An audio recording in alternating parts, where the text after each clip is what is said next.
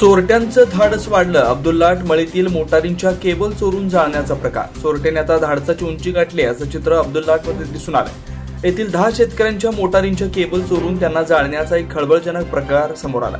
हेरवाडीतील अनिल आलासे यांच्या मोटारीच्या केबल चोरल्याची घटना ताजी असतानाच चोरट्याने आपला मोर्चा अब्दुल्लाटच्या दिशेने वळवला आणि तेथे सुमारे 4 ते 5 शेतकऱ्यांच्या मोटारींच्या केबल चोरून त्या जाळून त्यातील तांबत चोरलाय.